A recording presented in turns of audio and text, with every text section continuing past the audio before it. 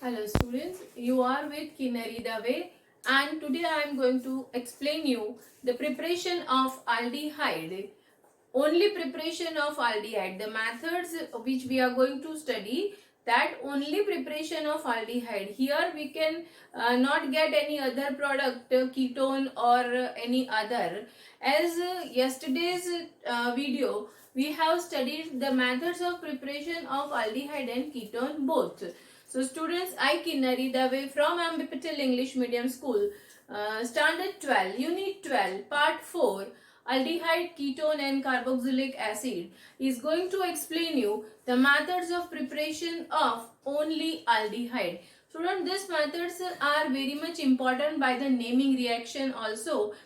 Yes, but before going to start the today's video lecture, I just must say to you, ये सारी जो naming reaction है उसका मैं शॉर्टकट की आपको देने वाली हूँ. तो अब तक अगर आपने मेरी चैनल को सब्सक्राइब नहीं किया है तो just subscribe it and you will get the notification and in all the videos it will be just come to your notice. तो उसमें आपका कहीं ये जो वीडियोस के अंदर मैं शॉर्टकट की बताने वाली हूँ वो मिस ना हो जाए. All the reactions of preparation of aldehyde under the name of the naming reaction, it is very important. So let us start the first preparation, which is known as Rosen-Moon reaction also. The naming reaction, Rosen-Moon reaction, preparation of aldehyde from acid chloride. So first, today's topic, methods of preparation of only aldehyde.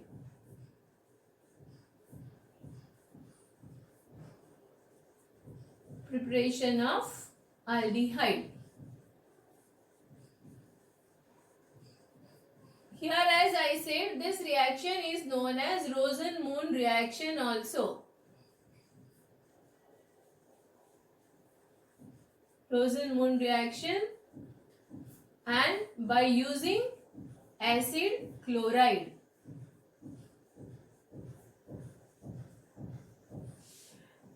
Student, in this reaction, we have to use the palladium like catalyst. Means this reaction, we can say that here only the aldehyde we get by adding the acid chloride. Reaction is occurs by palladium and BaSO4 in presence of H2. So here acid chloride means COOCl. This is your acid chloride.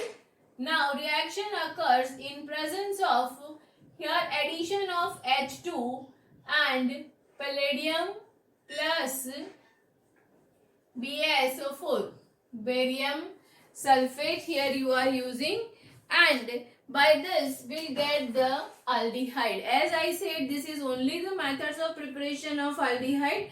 So here your result is aldehyde. This is the first reaction of preparation of aldehyde by Rosen-Moon reaction and through the acid chloride. Now the second reaction which we are going to study, that is known as the reduction reaction also. और the naming reaction में अगर हम पढ़ेंगे तो this is known as the Stephan reaction. It is also very important reaction. The second preparation method of aldehyde is Stephan method.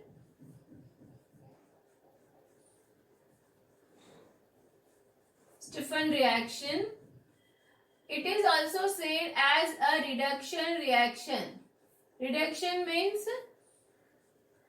here what you have to do, you are doing the reduction by the reactant. Here you are taking, that is a nitrile.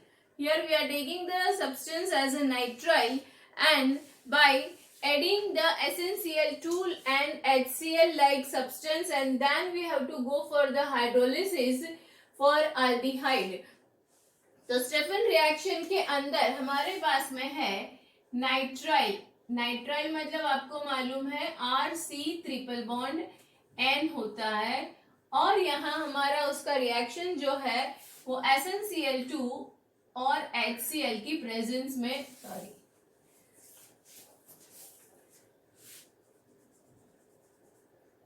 SnCl2 plus HCl की presence में होता है। अब यहाँ सबसे पहले आपके साथ में क्या होगा, ये जो है आपका बॉन्ड, जो ट्रिपल बॉन्ड टूटेगा और यहाँ इमाइन बनेगा आपके साथ में, ये इमाइन कहते हैं इसको। तो वो इमाइन क्यों बनेगा, अरे सॉरी, इसको इमाइन क्यों कहेंगे वो भी समझा देती हूँ। C डबल बॉन्ड NH2, तो इसीलिए ये एमाइन है, मतलब ये उसका एमाइन का इमाइन, और डबल बॉन्ड है इसलिए इन, तो इसलिए इसका नाम है इमाइन R, और ये इसका एक वैलेंसी कम है इसलिए यहाँ H आएगा। तो RCH डबल बॉन्ड NH2, तो ये है हमारा इमाइन। अब ये अनस्टेबल है, इसका आगे हमें करना है हाइड्रोलिसिस। हाइड्रोलिसिस मतलब H3O प्लस, और name of it is imine. ठीक है, अब जब हम हाइड्रोलिसिस करेंगे then you will get the product as a aldehyde. So that's why we can say it is a reduction reaction also, and naming reaction में हम अगर करते हैं तो वो है हमारा Stephan reaction. So these two are very important naming reaction. Now the third preparation of aldehyde is वो जो है वो उसका जो रिएजेंट है उसके नाम से भी जाना जाता है, और रिएजेंट जो है वो DIBAL H, reagent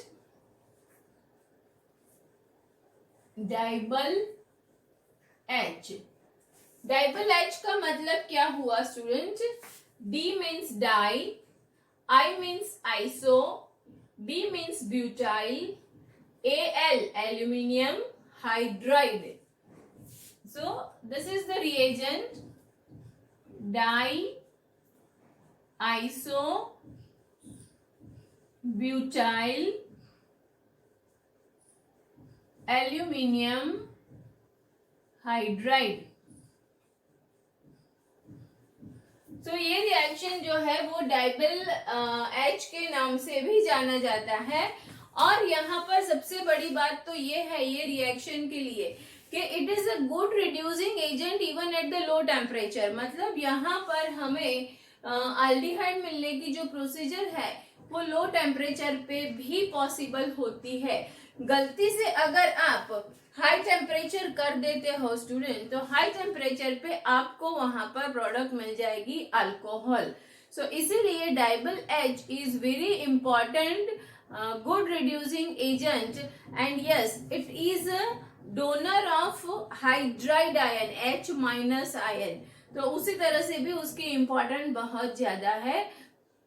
so sometimes the question ask कि डाइबल H is a good reducing agent, तो only because it gives the reaction at lower temperature means low temperature, and the high temperature it gives the product as alcohol, and it is only the hydride ion donor, so that's why it is a good reducing agent। और उसके साथ में ये भी है कि वो nitrile के साथ में और एस्टर के साथ में, दोनों के साथ में वो aldehyde बनाता है।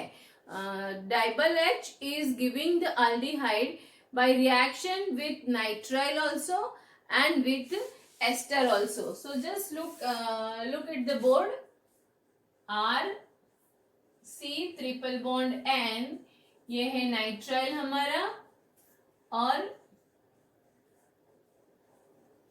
डाइबल H। और यहाँ पर हम अगर डाइबल H के लिए सेकेंड स्टेप जो है वो तो हमें हाइड्रोलिसिस करना ही पड़ेगा। तो डायरेक्ट रिएक्शन में से आप ये स्टेप 1 में डाइबल H और स्टेप 2 में H3O प्लस ऐसा लिख के भी आप डायरेक्ट प्रोडक्ट एल्डिहाइड बता सकते हो। और सेम वे एस्टर के लिए भी इसी तरह से आप डायरेक्ट प्रोडक्ट बता सकते हो कि first step by DIBAL H and then second step by H3O plus means hydrolysis we get the product as a aldehyde. So this is also very important reaction by name of the reagent. reagent के नाम से ये reaction जाना जाता है और उसका मैंने आपको रीजन भी बताया कि डाइबल एच जो है वो खुद गुड रिड्यूसिंग एजेंट भी है. अब इसके बाद में हम जो रिएक्शन में जाएंगे वो भी है हमारा नेमिंग रिएक्शन और उसका नाम जो है उसे हम कहते हैं इटार्ड रिएक्शन. जनरली ये रिएक्शन जो है वो एरोमेटिक रिंग से होता है और कन्वर्जन में बहुत ही पूछा जाता है. तो reaction name is Etard reaction और preparation of aldehyde from hydrocarbon वो भी हम कह सकते हैं. So the fourth one, preparation of aldehyde from hydrocarbon. And naming reaction में हम लेते हैं उसको तो कह सकते हैं इटार्ड रिएक्शन.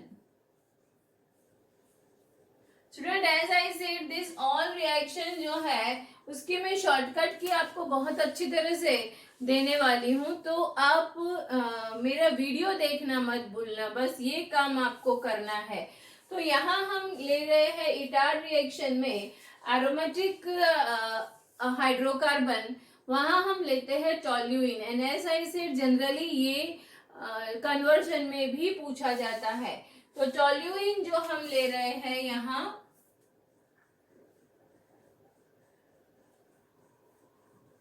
टोल्यूइन, उसका हम रिएक्शन करेंगे आइदर CrO3 क्रोमेट प्लस उसके साथ में हम लेंगे CH3CO twice O, CH3CO twice O. ठीक है. और हम ले सकते हैं CrO2Cl2. जो भी हमने यहाँ रिएजेंट लिया है उस हिसाब से हमें इंटरमीडिएट मिलेगा और इंटरमीडिएट के बाद हमें हाइड्रोलिसिस करना है. तो ये और या तो हम ले सकते हैं CrO2Cl2. तो इस तरह से हमारे पास में रिएजेंट होता है विथ टोल्यूइन. तो यहाँ लिखते हैं ये है हमारा टोल्यूइन.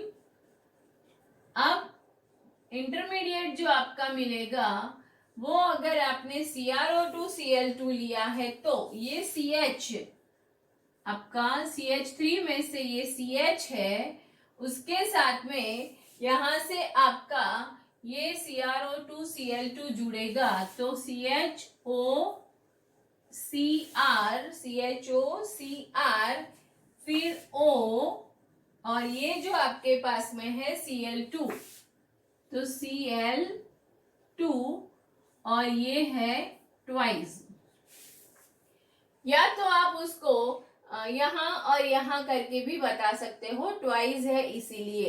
तो ये आपका इंटरमीडिएट बना जो अनस्टेबल होता है और आगे हम उसका हाइड्रोलिसिस करते हैं H3O plus. so you will get the product as a aldehyde.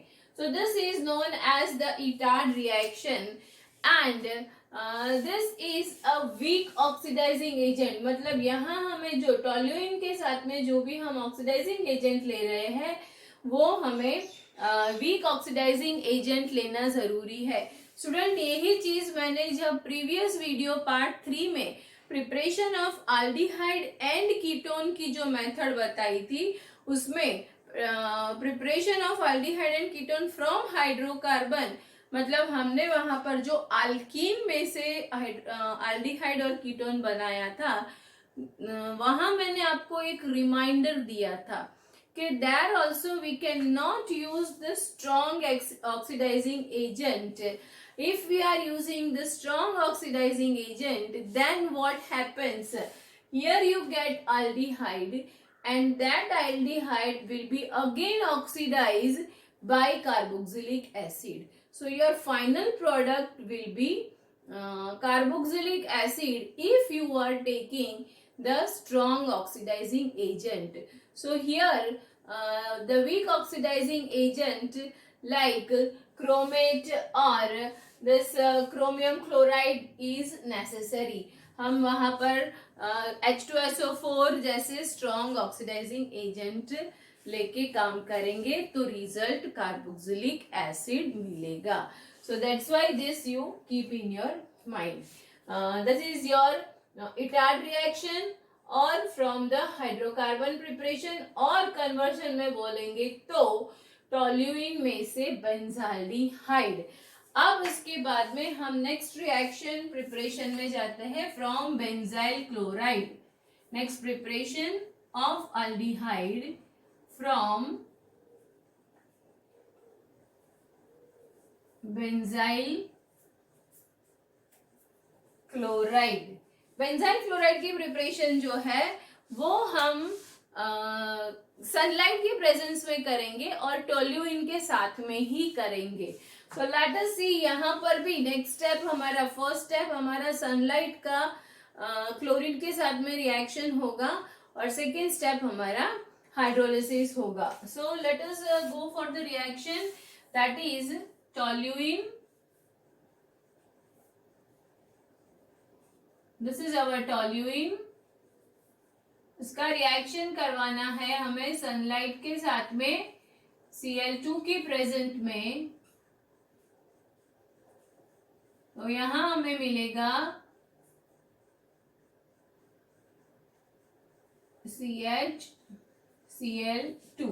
ये हमें मिलेगा जो हमारा इंटरमीडिएट है, अनस्टेबल है. आगे हमें करना है इसका hydrolysis. So H3O plus and then your final product is aldehyde, and this is known as from preparation method of aldehyde by benzyl chloride in presence of sunlight.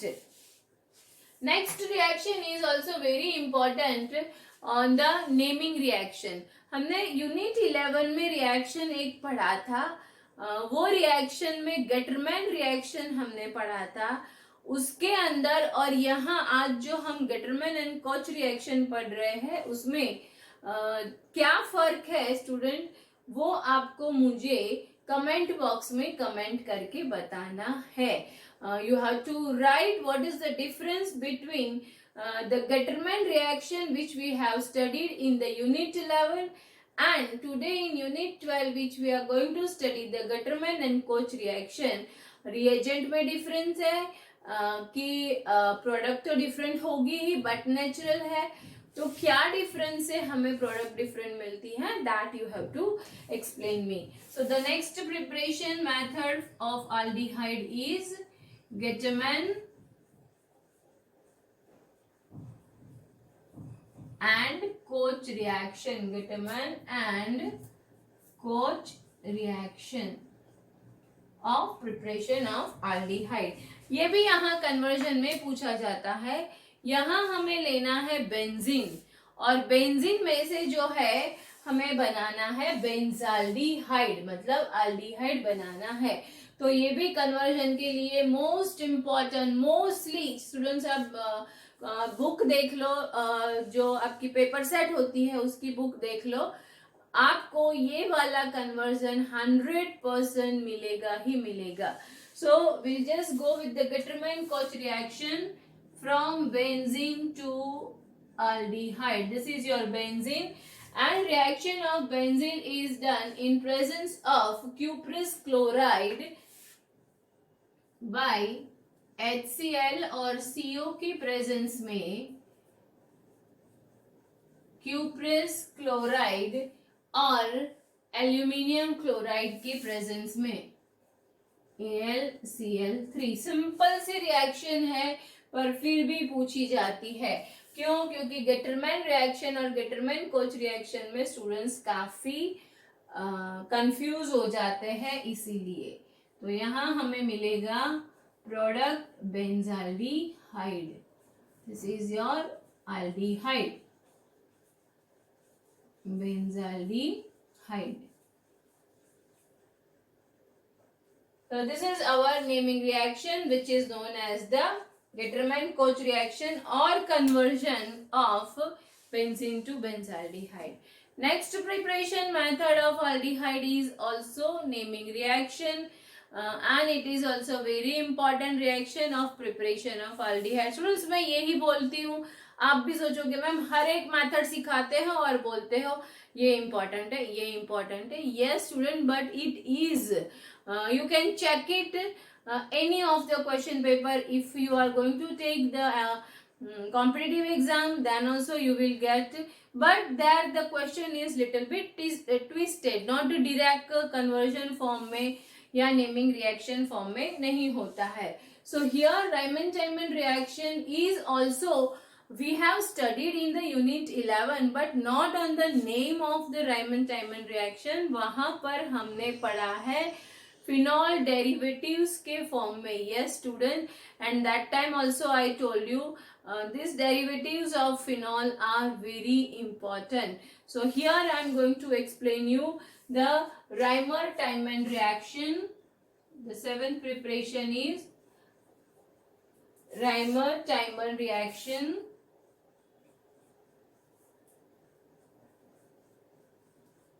Tiemann reaction. Here we are going to take the phenol. यहाँ हम ले रहे हैं phenol, क्योंकि मैंने आपको बताया ये फिनॉल का डेरिवेटिव है.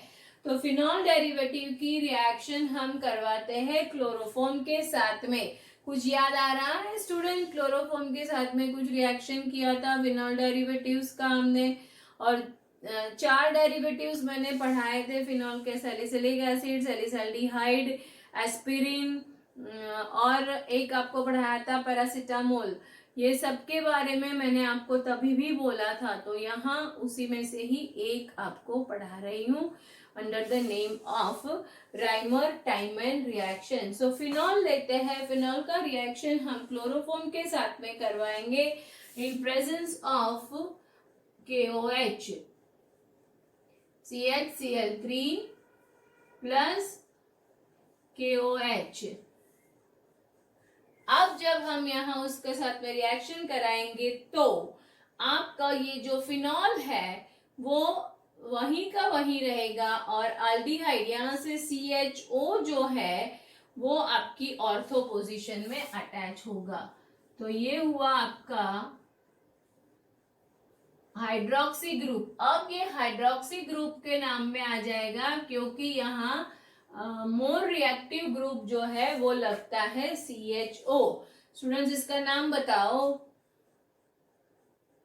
Yes, anyone? करेक्ट.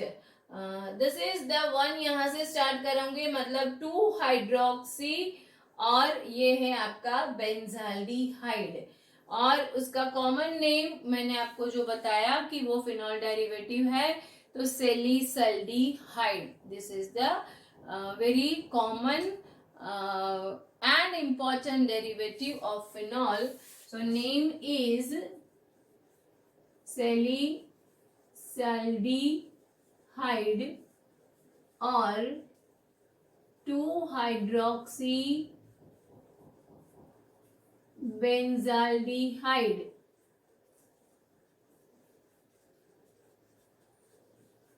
तो ये है इसका important derivatives which we have already studied in unit 11, और तभी भी मैंने आपको ये समझाया था. तो students total 7 methods of preparation of only aldehyde. From that I can say that 5 are very important. All the way all are very important, but naming reaction में 5 methods are very important. So in the next video I'm going to explain you the preparation methods only for the ketone. तो student मैंने जैसे बताया मेरी channel को subscribe करो, क्योंकि मैं हर एक रिएक्शन का शॉर्टकट की देने वाली हूँ. एंड लाइक बटन को आप लाइक करोगे ताकि मुझे आपके लिए इस तरह के वीडियो बनाने का और भी अच्छा वीडियो बना के इच्छा कर सकूं कि मैं आपको कुछ अच्छा दूं.